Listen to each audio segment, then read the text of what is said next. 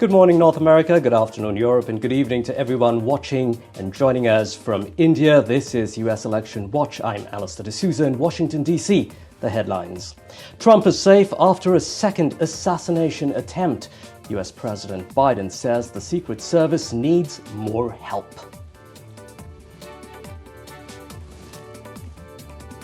The FBI investigates anti-Haitian threats at Springfield, Ohio. The probe comes amid Trump's anti-Haitian rhetoric about Haitians eating pets.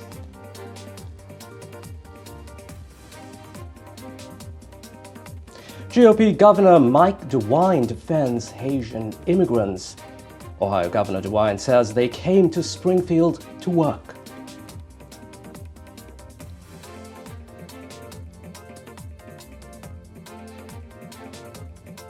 And an NDTV exclusive, an interview with Congressman Bera. He says Indian American voters are critical in this year's elections, which remains too close to call.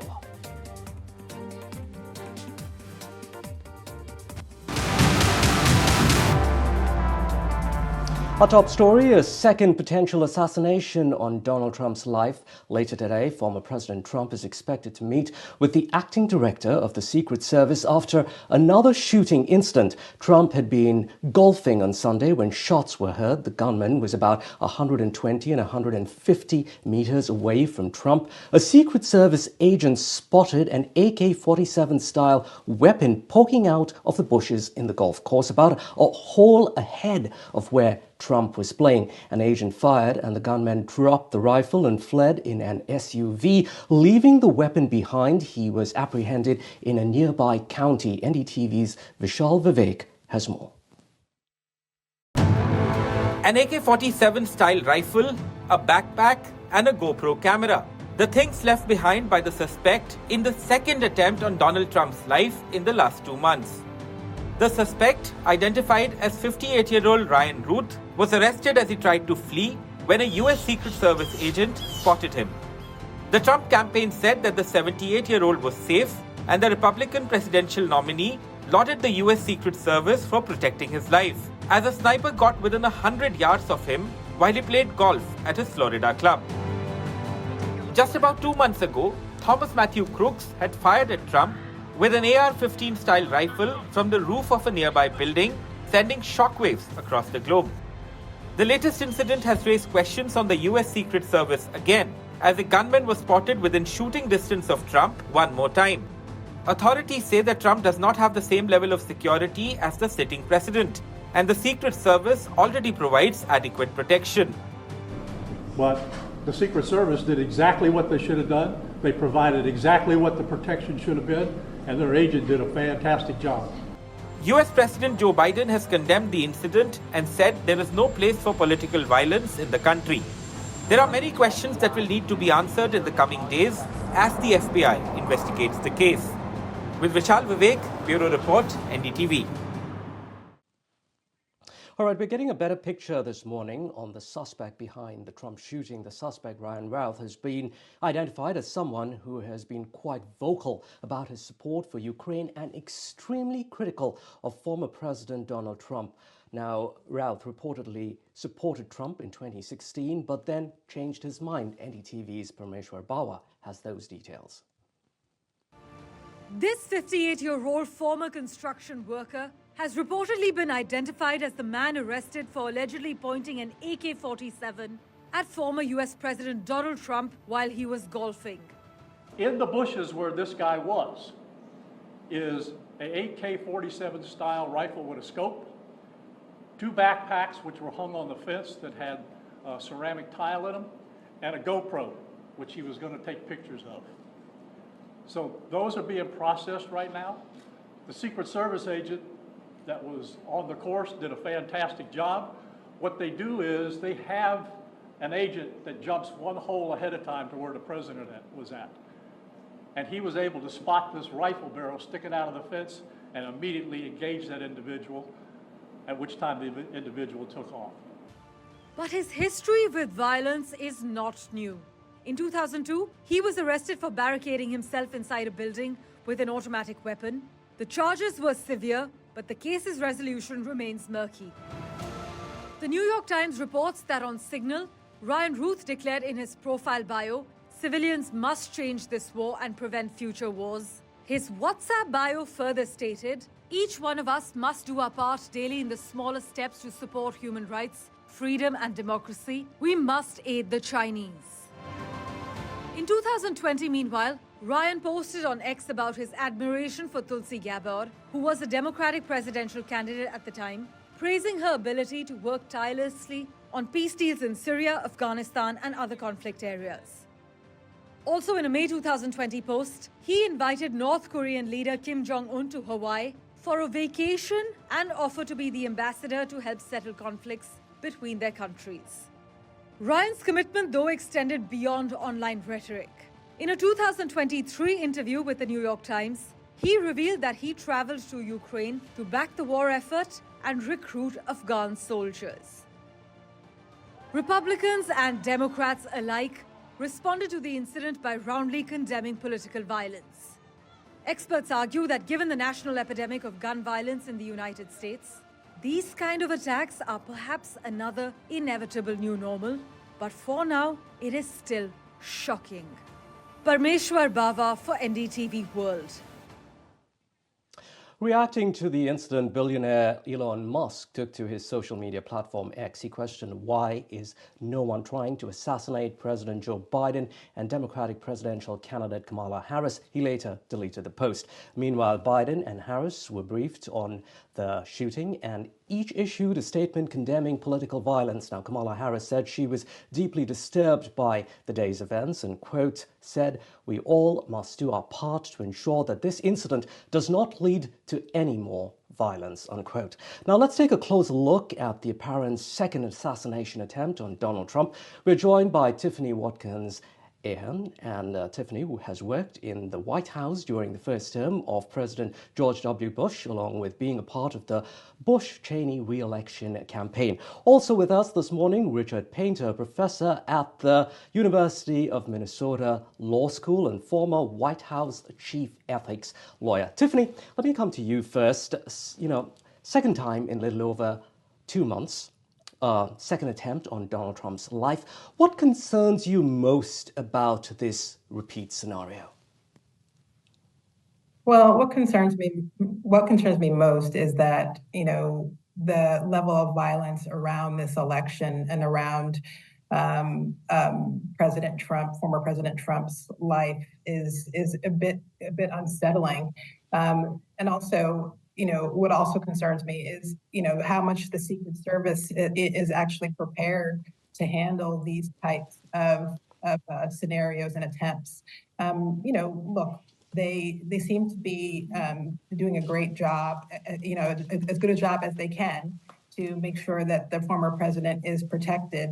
But I know this is a bit unprecedented, and perhaps they need more resources.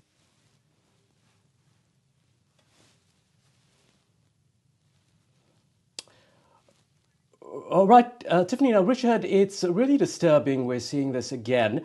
I really want to know what needs to be done. The Palm Beach County Sheriff went on record saying that Trump does not receive the same level of protection that a sitting president does. So if this were Joe Biden, the security protocol would have been very different. The entire golf course we're hearing would have been covered. Given what we've seen twice now and that we're in such a polarizing election cycle, what do you think should change with regards to Trump's security detail? I believe the security should be substantially increased for former President Trump and also for Vice President Harris. We simply cannot tolerate violence, political violence in a democracy. The United States is the second largest democracy in the world after India. Both countries have experienced in their history political violence. The United States went through a period in the 1960s where President Kennedy and his brother Bobby Kennedy were killed, and Bobby Kennedy was killed when he was a candidate about to win the Democratic nomination in 1968. We also had the assassination of Martin Luther King. We had attempts on the lives of Gerald Ford, President Ronald Reagan, and that former President Trump. This cannot be tolerated. We need to increase the security, the Secret Service protection of former President Trump, Vice President Harris. we have to have elections decided at the ballot box, not with an AK-47. Tiffany, what do you think? Is it as simple as getting the Secret Service to up the security detail? Because there are always complaints about how there's limited staffing, and this is not as easy as it may sound. Yeah, I think for the Secret Service, there's a couple things that I know the request for upping staffing seems like a logical one, but they need they probably need additional funding from Congress to make sure that occurs. And I know there's a bipartisan task force kind of reviewing former President Trump's first assassination attempt. And this bipartisan task force can recommend funds that can go towards the Secret Service to help them, bolster their staff and to get more resources. All right, Richard, there was much anger over how the Secret Service handled the first shooting. We saw Director Kim Chiefley resign. She's been replaced by the acting director. Now, one Democratic senator has said that people will actually be shocked and appalled when lawmakers release that report that Tiffany was just talking about of the first attempted assassination. But are we likely going to see any heads roll this time around? It's kind of rather tricky because the top brass, so to speak, has already been axed, so to speak, or stepped aside. Well, I don't know what's going to happen politically here, but it's shocking to me that an assassin could get in the bushes right next to the Trump golf course. I live across the street from the golf course, and I can assure you that if the president of the United States, former president, or a candidate for president were playing golf there would be someone on that road making sure that nobody's getting into the bushes near the golf course. That's just such an obvious a tactic that could be used by an assassin. And furthermore, there's a golf course owned by the former president of the United States. So I don't know why that road wasn't being watched, and that man should have been arrested as soon as he tried to enter the bushes, rather than be fired on when he's pointing a rifle out of through the fence. The United States spends $900 billion about on our defense budget, almost $1 trillion. I would think we could spend on our Secret Service enough money to protect our democracy from assassins. Once again, a democracy must choose its candidates at the ballot box, and we cannot allow this, and we need to spend whatever it takes to protect our presidential candidates as well as our presidents. Let's talk about the political fallout. Now, Tiffany, the first time this happened, we heard how Trump was supposedly a changed man. Many will argue he really did not change. But how much of what we've seen is going to play into voter sentiment is what I'm wondering, especially because early voter ballots are already out. Absentee ballots are now officially available in Alabama. September 19th, in a few days from now, are supposed to be available in Wisconsin. Yeah, it'd be interesting to see, actually, Allister, how the voter sentiment will be impacted by the second assassination attempt on former President Trump's life. It will remain to be seen. However, voters will be sympathetic to this second attempt, and whether that impacts the way they vote, that's a probably question that remains to be seen.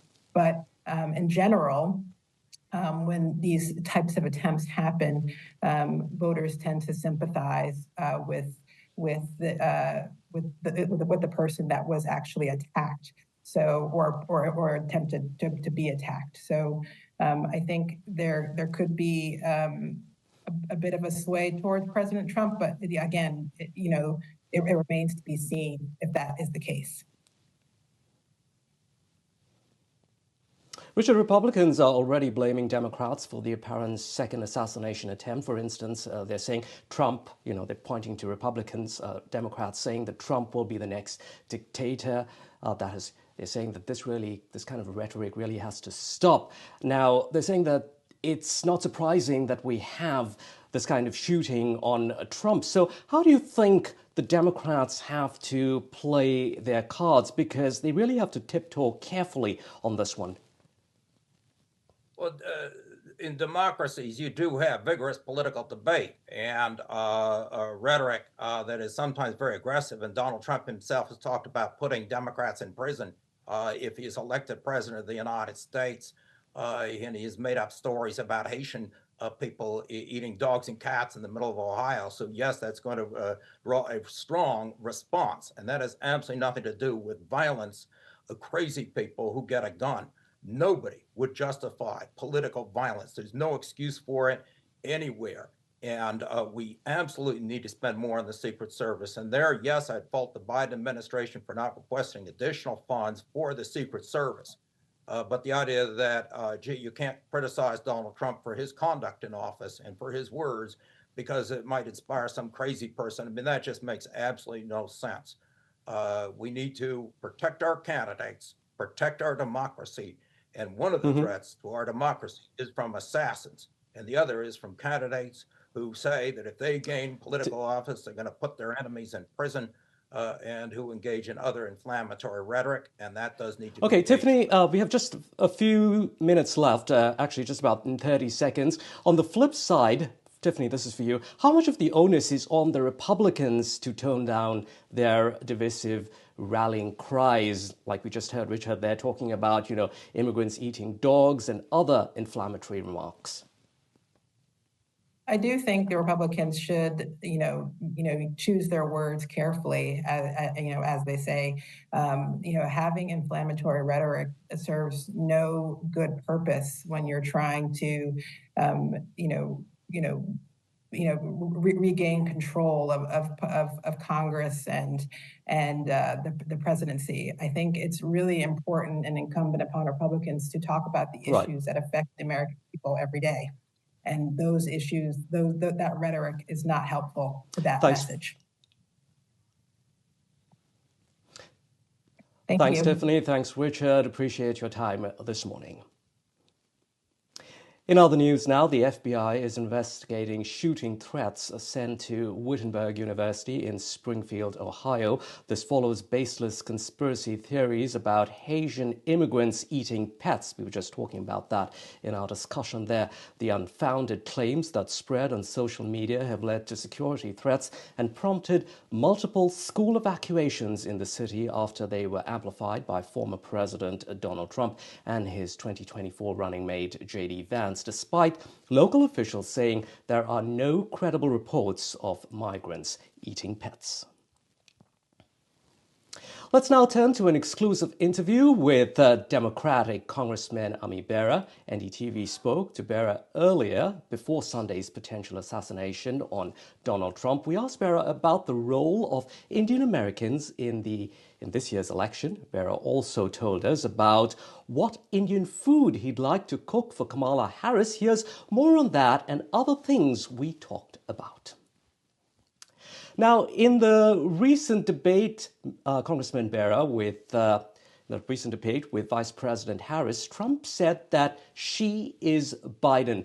That's a view held by many voters who see Kamala Harris as just an extension of the Biden administration. There are those who say that for nearly 4 long years, she had a chance to reach out to the middle class, fix higher prices, tackle the economy, manage illegal border crossings. So that didn't happen. They just don't buy this. So I think we can be proud of what the Biden administration's been able to accomplish, getting us out of the pandemic, rebuilding America's infrastructure, some of the legislation that we've passed. But at the end of the day, the president is the president and the vice president is the vice president. So it really is the Biden administration. Kamala Harris, and I've known her for a long time, as district attorney in San Francisco, as attorney general in California, as a senator from California, she also has her own priorities and agendas. And again, I think she's starting to lay some of that out. So it also is a new generation. It's a new generation of leadership. So I do expect she'll continue some of the Biden administration's policies, but I also think just like any new president, she will have her own agenda as well. But Congressman Bera, people complain that she should be heard more, doing more media interviews. Many want to hear about her policies unscripted and not just at rallies. Again, this is a campaign that was just set up, a few weeks ago. So yes, I would imagine over the next 4 to 6 weeks, she'll be doing more interviews. She'll be laying out more policy objectives and so forth. But I think, again, people forget how quickly this campaign was set up.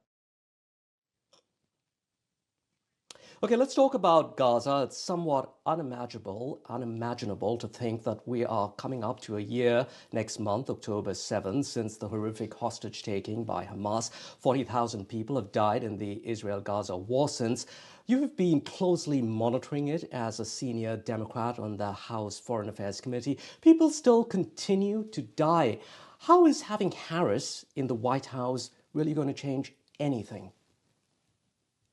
I think if you listen to how Vice President Harris has talked about the tragedy on October 7th, but also the tragic loss of innocent civilian life after October 7th, I think she, along with President Biden, very much understand the importance of getting a ceasefire, getting the hostages home. I think she'll articulate that maybe slightly differently than President Biden has, but I think from a policy perspective, we want to get that ceasefire and get the hostages returned. But then we want to, as she said in the debate, create a context where the Jewish people in Israel can live safely, but also a context where the Palestinian people can live freely with dignity and peace as well. That's not going to be easy, but again, I think she will work overtime to get us to that ceasefire. But how frustrated are you with the whole process? It's been so very, very long.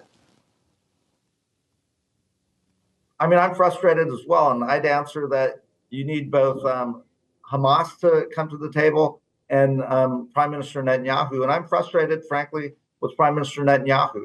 He should accept the ceasefire deal. We should get a ceasefire. We should get the hostages released. And the fact that Saudi Arabia, other Arab countries are still at the table, willing to change relations with Israel, recognize Israel, is remarkable. But it starts with a ceasefire, and it starts with starting to discuss what a two-state solution looks like. And Prime Minister Netanyahu is the one standing in the way of that. Now, Kamala Harris did not meet the Prime Minister of Israel when he visited the U.S. in July. Given that chill, how would she be able to negotiate if she wins, given that she gave Netanyahu this cold shoulder? Not a good place to really be in. Well, again, that is Vice President Harris standing up to our desire to find a ceasefire and a peaceful resolution to the crisis in Gaza. If she does have the privilege to be president of the United States, I think she will continue to stand up. And again, as a member of Congress, I think we've done a remarkable job putting a potential ceasefire deal up the table. Yeah, I've met with the families of hostages. We need to get those hostages released, but we also need to make sure, the senseless violence, the innocent loss of life comes to an end, and we come up with a longer-term solution. And I don't expect Hamas to necessarily be a credible player here, but I do think Prime Minister Netanyahu, for the sake of the Israeli people, needs to understand that it's time for a ceasefire. Congressman Bera, lots to cover here, so let's look at Ukraine. In a bid to end the conflict and looking at peace talks, Trump's running mate J.D. Vance has talked about a heavily fortified, demilitarized zone at the country's borders. What do you make of that idea? Well, I think in the debate, Trump was shameful when he was asked directly if he wanted to see Ukraine win this war. We all want to see Ukraine win this war because this was an illegal invasion by Russia of a peaceful country that posed no threat to Russia. So Vladimir Putin chose to invade a peaceful country in Ukraine. We have to do everything we can to get this conflict to an end on terms that are readily acceptable to the people of Ukraine. Let's talk about a possible government shutdown where parks may be closed and hundreds and thousands of workers may be furloughed. A large number of Republicans are refusing to allow government funding unless the bill includes a requirement that people registering to vote must provide proof of citizenship. How valid an argument is that?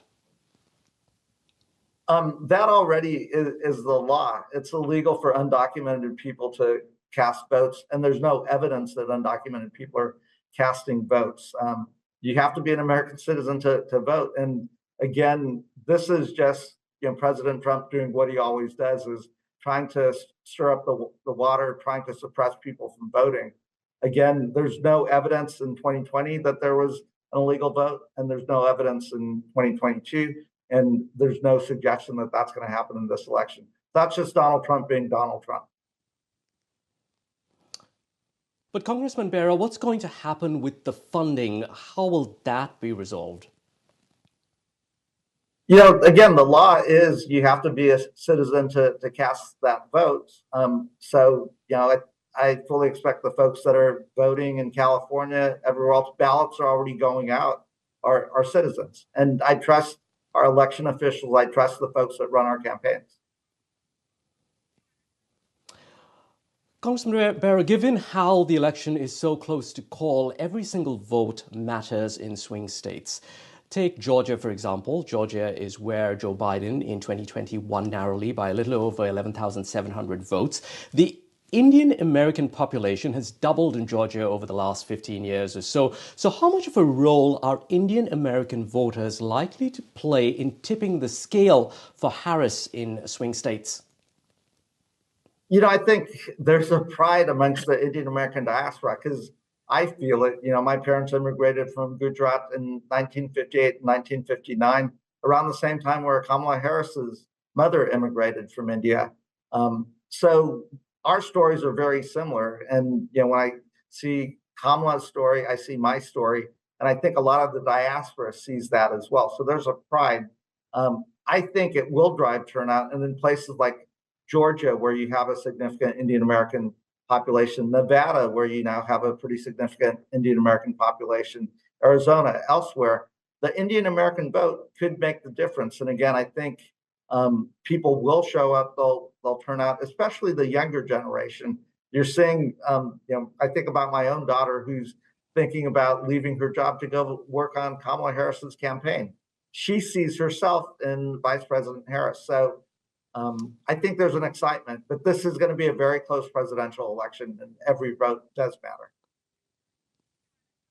Now, your party has been through much turmoil in the past few weeks, from feeling down to that euphoric high after Kamala Harris stepped into the race.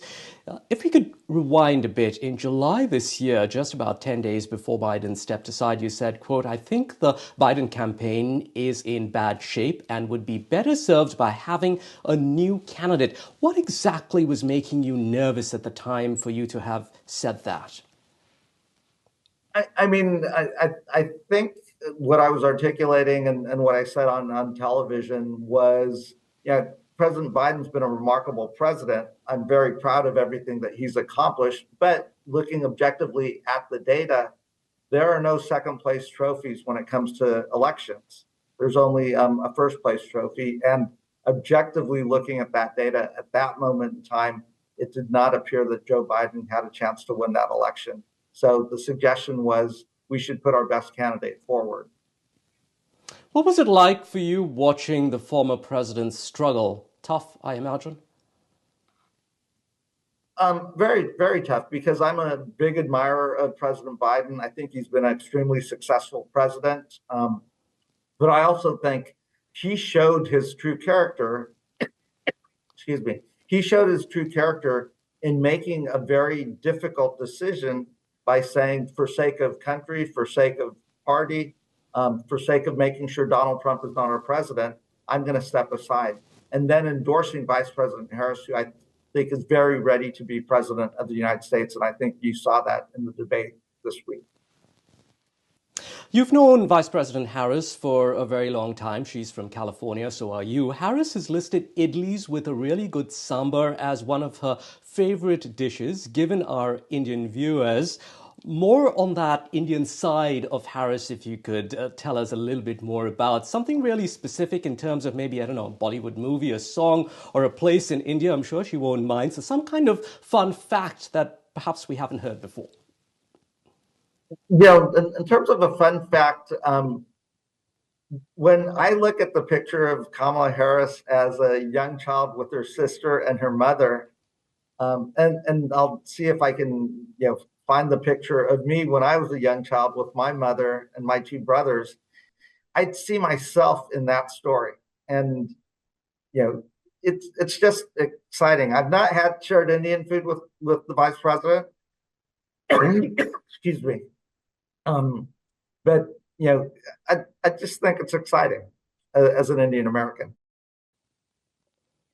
If you could, what would you cook for her? Do you cook? I do cook. I would probably do a white fish and coconut curry sauce. So it's a Southern dish. Congressman Bera there joining us here for that exclusive interview on NDTV. That's it for now on US Election Watch. I'm Allister in Washington, D.C.